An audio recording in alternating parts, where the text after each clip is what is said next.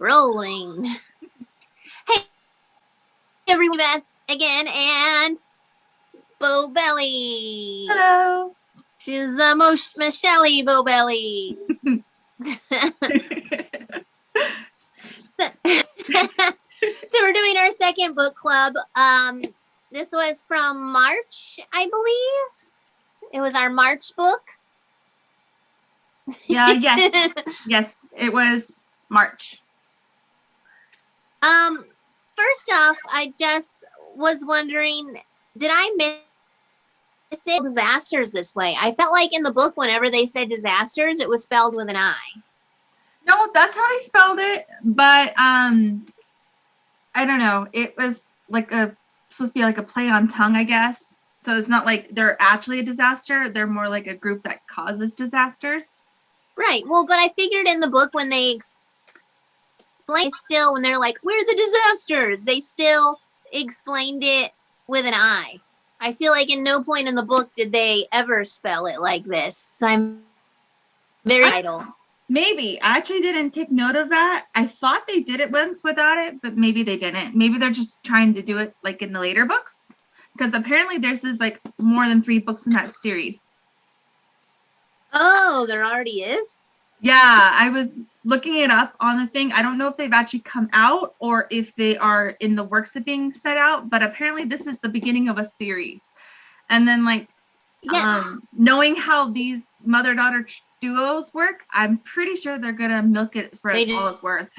Just like books and books. Yeah. Right. I was wondering, when I was getting close to the end, I was like, are they ever going to meet more people than just the 2 water people?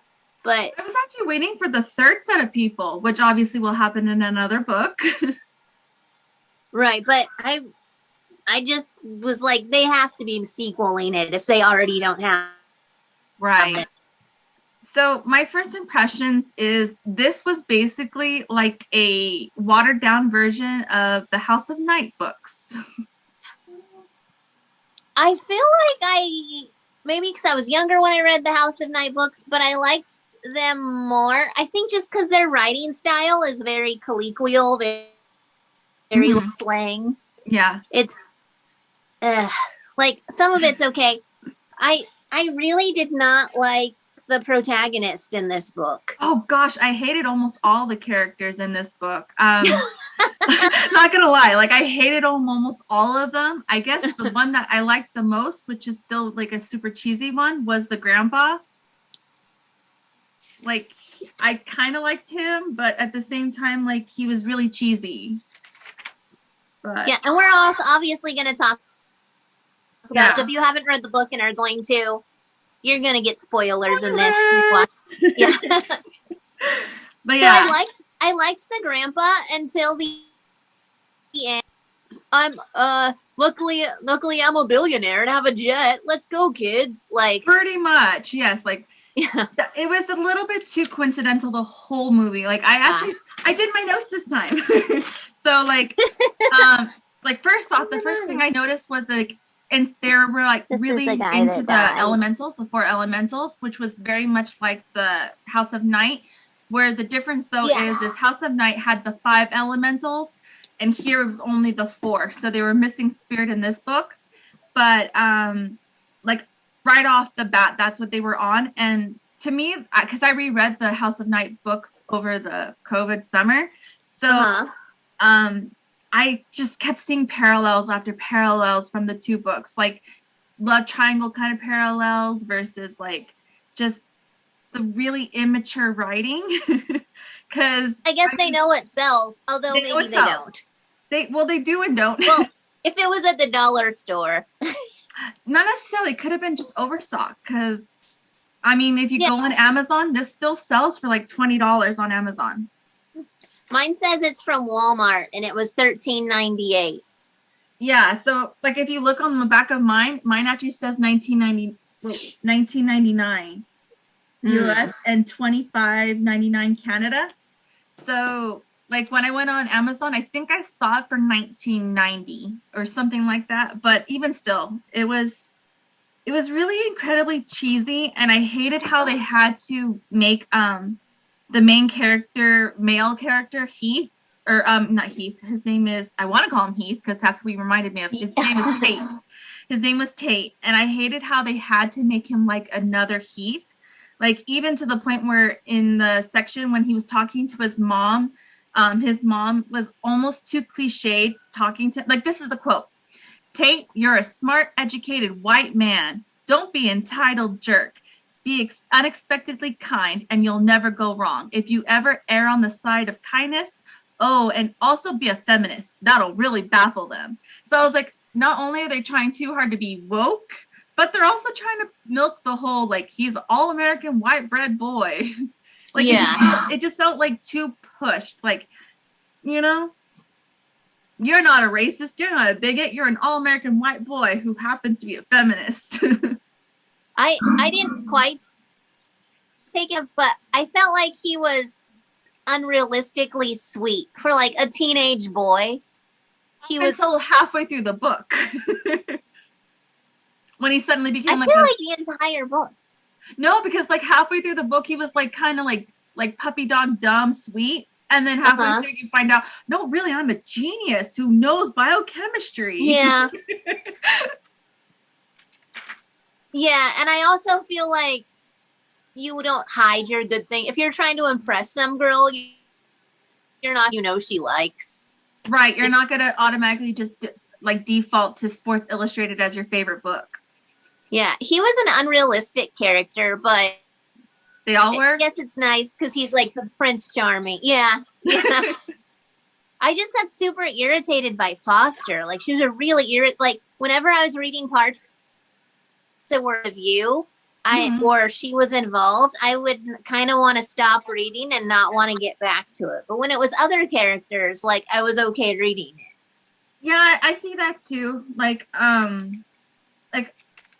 they're like, for example, another character that was just irritating to me a little bit was the Charlotte character, Charlotte/Charlie, because it was another like reach of like, we're progressive, we're really we're really hip to what these young kids are into. So let's make the very let's make the very first trans character. And it was fun and all, like, but her character was so shallow. And I guess that's like what teenagers are, but like it reminded me of Aphrodite and it reminded me of Zoe Redbird when they would be talking about constantly about like, what shoes am I wearing? What lip gloss am I going to have? And so like for example, it says, let me find that real fast. Because she was introduced like kind of mid through the book, like a lot of stuff had happened. And for a book that had a lot of stuff happening, like tornadoes and storms and wild chases, like it felt like it was really dragging.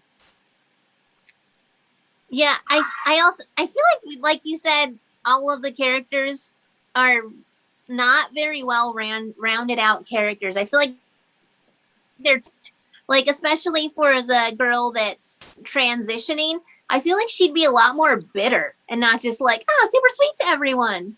Right. Okay, here we go. So when mentioning Charlotte for the very first time, it only mentioned her outfit and her accessories. For example, the quote, blonde hair, blue spaghetti sundress with embroidered flowers that match her ocean eyes, and red Kate Spade purse and baby blue wallet. And I'm like, dude, that's not anything to do. Like, you talked about 3 pages worth of her clothes and her hair, but it's like not character development. You're literally just describing her outfit, but nowhere else in the whole entire book do they ever describe anyone's outfit.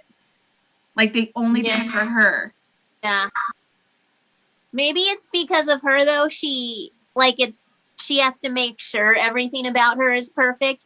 But I feel like when she looks in the mirror, everything, and like in real life, you see all your faults, not like, oh, my hair's perfect today. You see faults and not like, oh, my makeup's great. Like real girls, we notice like our noses are not completely, like our pores are too big, or our teeth are not completely straight. Like we don't go, oh my gosh, I'm just so perfect and I'm going to fool everyone that I was born a boy, even though I'm a girl. Like, and I don't mean that in an insensitive way, because, she's a girl. She's Charlotte.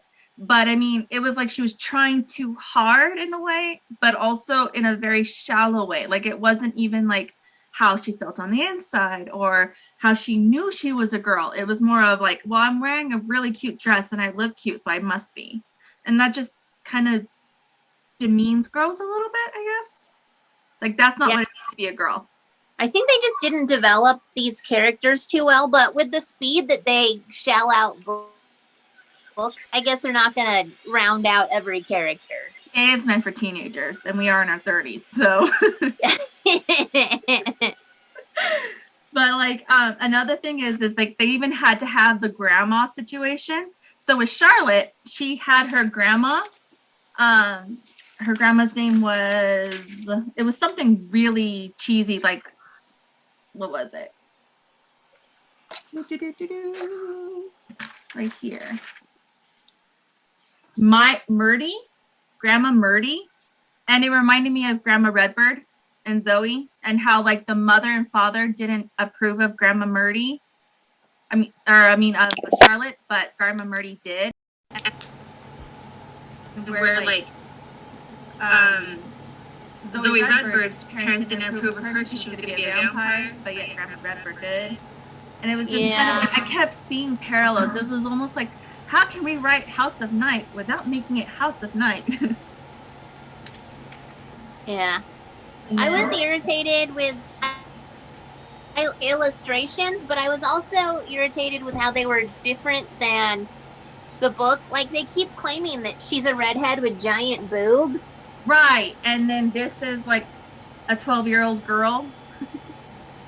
Yeah, it's like giant boobs if you're in second grade. Those are humongous. Maybe. But not if you're 18. Also, it was a little disappointing that this beautiful illustration did not continue throughout the book. Because these, like... Okay, let me find you a picture of them together. Like, these are not beautiful characters. Like, I was looking through them. I know it's supposed to be like a graphic novel, so it's supposed to be like Superman versus Batman kind of style, I guess. But it felt like that is not. No, it doesn't. It doesn't do the scene. Like, look at the sass on that one in the background.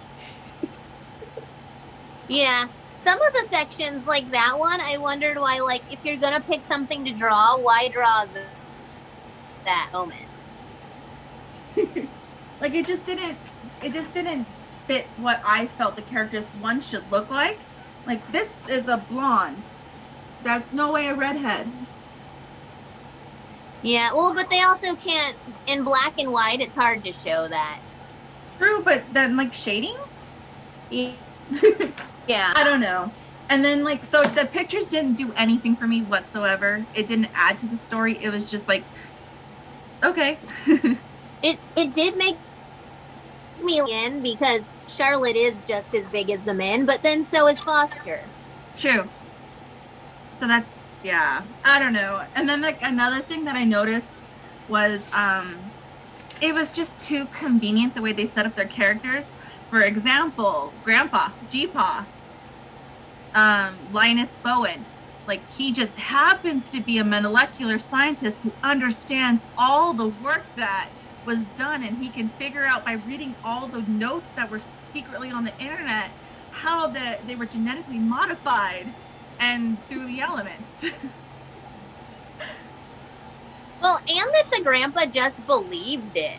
Right off the bat. Like, his daughter just died, his son-in-law just died, and nope, it makes total sense. You control the wind. Yeah. Oh, I was also, I thought it was weird how terrible about that. Like, I would hate Foster for my parents dying. I would feel like it was her fault. Right. Like, my life was perfect until she showed up, and now I watched my parents get brutally murdered into my eyes. Like, a week later, they're in love. Yeah. Yeah. But they are teenagers, so. Notes that I brought down with me, and now I can't find them. Ah. That's what I keep looking around for. Oh, and then another coincidental thing. So it says, like, I wrote down under here, my phone. When Matthew coincidentally finds mention of where Nate's grandpa or G-Paw is located, but not his actual address. Just randomly through some ancient news article, that happened to mention that he loved to eat breakfast every single day at this one specific restaurant. And because of that, they were able to track him down. But otherwise, he lived his whole life off the grid, and no one knew anything, like including where his banking, his mortgage, like no one knew anything except for he loved this one restaurant. And it just happened to be the town that everything was going to happen in. Right. And it was just too coincidental. Like, I almost felt like they were bored halfway through writing. They're like, how can we finish this book fast so we could get to the next book? Yeah, but it is meant for, like, so in middle school, you're like, yeah, that makes sense. Wow, I'm so glad these protagonists have a way to get there. Yeah. On the other thing was for being a teenage book, there was a lot of, like, not necessary language. And I'm not, like, prissy when it comes to, like, language. I can read language in a book and I'll be like, okay, it's, you know, it's edgy, it's whatever, if it serves a point or serves a purpose. But I felt like they were overusing it to almost make themselves seem older in a way. Like, when they were calling them, I can't say because I don't want to get you in trouble, but the F-tastic 4. Oh, yeah. And I'm just like, there was no reason to, like, at that point, because they were just, like, throwing F-bombs here and there just for the sake of it. Like, it wasn't, and I know that's how some teenagers talk and stuff, but I felt like it felt forced. I mean, House of Night had bad words, because we know Aphrodite used to say it, and she used to make fun of Zoe for not saying them. But in this book, it was just off the bat. And then the incentive. But for like teenagers and young kids like to use words like that though because it's funny and like edgy. Yeah. So maybe that's just our problem. Because we're not teenagers. But even so, it just felt like it was overused. If they peppered it in here and there during situations when it was like stressful, I could understand it. Because people, when they're hurt, when they're stressed, when they're angry, that's when it tends to come out the most. But people don't, maybe it's just me, but I don't feel like people just suddenly go like, wow, look at that effing bird, it's so beautiful. Like, I don't know. And then like, you remember how books used to have what reading level they were, like kind of in the front page? Oh, I think so, yeah. I don't think it has that in here, but it's got to be like 7th grade. Or like, yeah, at least. I don't know though. And then one thing that did make me laugh, and I had to admit, like, it finally connected with me, was towards the middle end of the book when it says, "Would you like a s'more? They're the peace food of my people." And I was like, yes, same. That was funny. If it's anything with s'mores. Oh, and another thing, another tie, like another House of Night plug, was on page 143. It says the G-Pod's talking to Tate, and he's like, I have a theory that teenagers are really energy vampires. And I was like, there it is.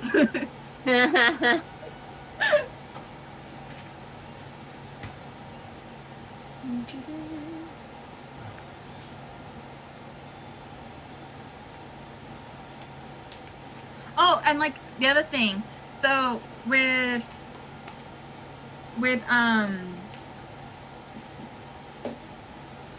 sorry, I'm losing my train of thought.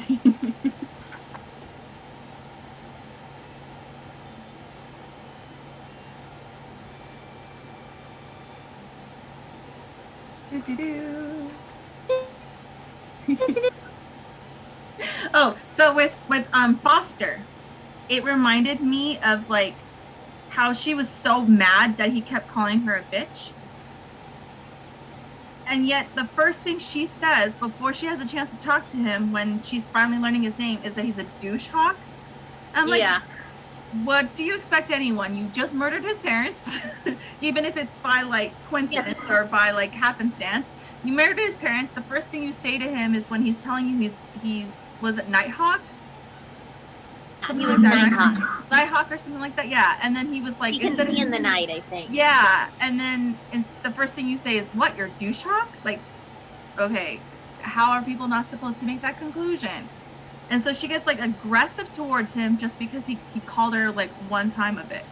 And then he said it again later on after he tried to jump out of her truck, the stolen truck. Yeah. But like, I don't know, I just felt like she was really high and mighty on herself, but was really flawed. I was confused with the truck, why they kept the truck. I thought they would ditch it somewhere because of plates. Like, it had to be reported stolen, but maybe because it was taken in a tornado, they didn't report it? Or I think it could have been a mixture of the two. One of it's lazy writing, and then the second part was, I think they were talking about how the parking lot was a jangled mess of just metal and cars. But you would have thought after all that time, they would have had a time, because they're picking out the bodies and stuff and identifying bodies. They would have identified vehicles because all vehicles have VINs. So eventually someone would have been like, hey, my truck was in the parking lot here, and everyone else's car got, identified, but not mine. So I don't know. I think it was kind of lazy writing, and I think we were supposed to be like distracted by what's going on in the book to not even remember, like, wait, what happened with the truck? Yeah, and then they were still using the truck. Like, he would use it every day to go to the grocery store. He did. And on top of that, I felt it was kind of like too convenient that he never got caught from going to the grocery store, except for by those one group of people who came, and they were, you know what I mean? Yeah. Like, I read another book that reminded me slightly of that scene from Stephanie Meyer's, actually. It was the chemist, and in that book the main characters have to hide off in a secluded farm because she has like a lot of money and had a secluded farm, which is so similar to this. And he gets in trouble because he goes to the grocery store to buy food, and the person recognizes, like the cashier recognizes his face, and when people come by looking for them, goes, did you see this person? She goes, why, yes, I did. Where in this book, they're like, he obviously talked to people going grocery shopping more than once, and no one thought to. And he's so friendly too. Right? And personable. And then they go out dancing. We're hiding from all the bad people, but we're gonna go out dancing because we're bored. Yeah, and it's a redhead and a tall, hot model dude. Like, people are gonna notice them in a beautiful black woman with dreads, and I forgot her partner. Who was her partner? I don't remember. So forgettable. Floyd? Oh, am I just saying that because he's I don't know, but he was really forgettable. Like, I remember her better than I remember the boyfriend. I liked him. He was nice, but he was a pretty two-dimensional character as well. Yeah. Most of the characters were either one or two-dimensional. Like, they didn't have much to them at all. Finn. Sabine and Finn. Not Floyd. It was Finn. You got part of it. Yeah. The F. The F. And then, like, the only redeeming person I could think of was, I forgot his name. Was it Mark? One of the brothers of the nice brother. The nice brother, the one nice brother. This is Matthew, Mark, and Luke. I want to say, was it Luke or Mark? Or was it Matthew? Matthew, I think, was the weather guy. Luke was the fire guy, and I think Mark was the nice guy. I think, right? I don't know. Do you think those were their birth names? Do you think those were their birth names, or do you think the doctor renamed them? That's hard to tell. I actually don't know. Obviously, we can see the biblical side of that because they literally named them after the Bible. Oh, and Eve was the first woman. Yes, that's what I was trying to say. Like, there was a huge There was. Wait! I never get to say this. It was totally allegorical to Jesus.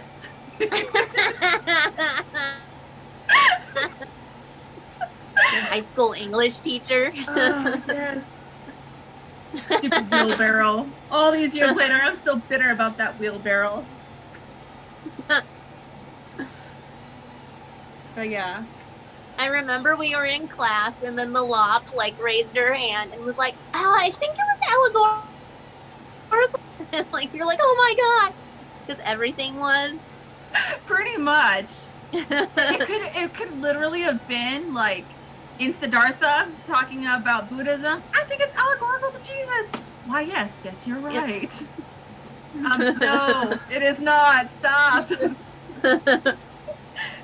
I'm like, I was so close to the theme, talking about how it was about purity and hope. Nope, it's Jesus. Oh, sorry.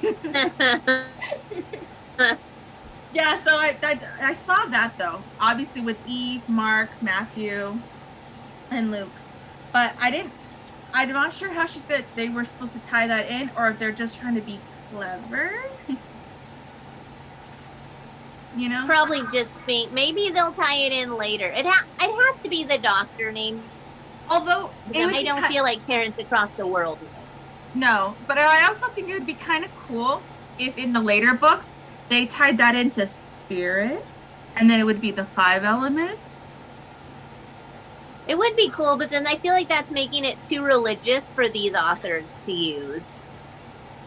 Maybe not. You never know. You never know. If it becomes really cool in the next like year, I'm sure they'll use it. Exactly. And on top of that, I mean, I think they're trying to put distance between the vampire series and these other series while recycling their other series stuff. Yeah, I was like, they're not putting very good distance. No, but they're also from Oklahoma, and a lot of Oklahomians are very religious, so who knows? Although they live in Oregon now, from what I hear, because that's what it said on the back cover. And that's where they wrote the book to be, so. That's true. I didn't even think about that. They end up in Texas. Yeah. But they know. I don't know. It was one of those books that, would I read it again? I don't think I would ever read it again. But at the same time, did I read it and continue reading it to find out what happens? Yes. And would I probably read the next one if I saw it at the dollar store again? Yes, or audiobook it. Yeah. But, I mean, it was just, I don't know. It wasn't a terrible book, but it wasn't a good book, if that makes sense. It's one of those guilty pleasure books that you read, but at the same time, kind of hate yourself for reading it. Yeah, our last month's book club book, I actually really like. I read it and I was like, yeah, that was a pretty good book. And this one, I was like, meh. Yeah, like there was flaws in the last month's book, but comparative, like the writing style of the other book was way more mature, way more thought through. Like they actually thought through how A and B are supposed to equal C. Whereas this book's like, oh no, A and B equals D, so what can we do? Let's add a C. So, I don't know. It wasn't terrible. It wasn't the best. It wasn't the worst. But it'd be interesting to see how it continues. Maybe it'll get better with time. Or, like House of Night, maybe it'll get worse. I didn't get as far into the books as you did. Yes. I have some kind of, like, ability to torture myself, apparently. I went through 13 of them in a row during the summer. I think I 9 maybe. I don't think I made it through the entire series. Well, I'm gonna slightly spoiler you. It gets worse and a little more unbelievable, and it ends on a really unclimactic end. Like every CW. Yeah. Oh, have you watched the new Roswell? Off topic. I haven't. I don't have TV, and then I know I have Hulu and thingies, but honestly, whatever TV's on at my house, it's like My Little Pony. Oh, I watched it all on the CW app. I don't have that. Free. You just have to watch commercials. I can do commercials. Although I do use, I just use my audiobook mostly to listen to stuff. I don't really watch stuff anymore. You can like do stuff while listening. Yeah, mom stuff. Are we done with this book? I think so. Are you done? Do you have any final thoughts? No, I think you pretty much nailed it with, like, if you have nothing else to do, but it's not readable. Yeah. Not the worst, not the best. Although your box for the giveaway was... Thank you. Did you get that? Huh? Oh, I was going to ask, I thought in my head I sent you the bag of sticks separately, but I sent box and the things that go on the sticks separately. That was... Yeah, you did actually. You sent me the sticks separately. Like a week and a half, almost 2 weeks later. If anyone is actually watching this, what we're talking about is in the book club box. I had sent like 3 put glasses on, but they wouldn't fit in the box, so I took them off the sticks and put the sticks in, and then I guess I put the glasses next to the box and so I had to send all the glasses and picture things separately. No, you sent the sticks separately. I got the glasses and those sticks, and then like a week later, I got a bag with the sticks in it. And I opened it, like, cause I almost forgot which one this was, so I opened it, and one's like, why you have a bunch of straws? Oh yeah, they were straws, not sticks, but still thanks. Yeah, but it was like a bag full of straws, and he was like, why did she send you? I wanted to make sure you had the whole set. No, it worked out great. And thanks for telling me not to, like, get rid of the other things first, or to throw away the straws that randomly come to my home. But yeah. No, this was fun, though. And I can't wait to finish the next one, so that way we can do the next one, which is the Thieves book, Devils and Thieves. Yes. So I have the extra one I'm going to send to my mom because she was having issues with figuring out how to find books. No worries. Okay. Yeah, I downloaded it on my app to listen to, and then I was going to try to do the ebook and follow along too. So I started reading like the first 2 pages already, and already I like it better than this one. Yeah, I've listened to maybe 30 minutes worth, so I don't know how many chapters that was, but I mean the book thing itself is like 8 hours long, so 30 minutes probably is like maybe 2 chapters or something worth, and I'm already liking it better. Oh, okay, good. Yeah, I feel like it's just I'm more interested in it than Foster. I just really didn't like her at all. There was almost no redeeming qualities to her at all. I guess I felt sorry that she didn't have a mom, and then her like substitute mom was also dead. But that doesn't mean you were redeemed. Yeah, the good quality about her is that she was pretty street smart. I liked that, but that's about it all. Okay, but she was only street smart on like some things. She was also really naive and dumb on a lot of other things. Yeah. Like, she was street smart enough to hotwire a car, but not enough for anything else. Yeah, like on a paper quiz about street smarts, she probably would have done pretty well. She would have got at least a C. Yeah. But yeah. I feel like my blood pressure still rises when I think about the main character. She was horrible. It's like... She was horrible. Like, I don't know. And then everything was always like, oh, poor me, and everything is horrible, and I'm just like, you're a whiny toad. Yes. So yeah. Yeah, okay. Okay, well, thanks for meeting for March's book club that we did pretty late. In the middle of April. Yeah.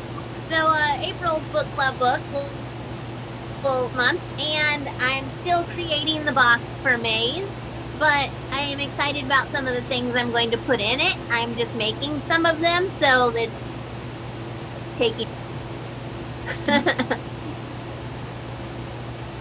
do you have anything else you wanted to say?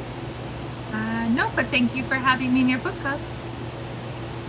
Thanks for being in my book club and entering my contests and whatnot. Oh, and for actually reading the book. Actually reading the book and doing my notes this time, so I don't just sit there like, These were my notes. Just like, I kept it in my book and then would write down when I had things to say. Oh, me, I had my own little clipboard with like front and back 2 pages. I love it. I love it. Alrighty. All right, well, thanks for joining me and actually watching. Thanks for watching. We will have another one at the end of the month for April on Devils and Thieves. If you'd like to club, we can't do it live because I don't have enough subscribers, so we have to do like a Zoom call and record it. But if you'd like to join in, shoot me an email. The email address is at the bottom in the description. Thanks for watching, everyone, and have a great rest of your day or night.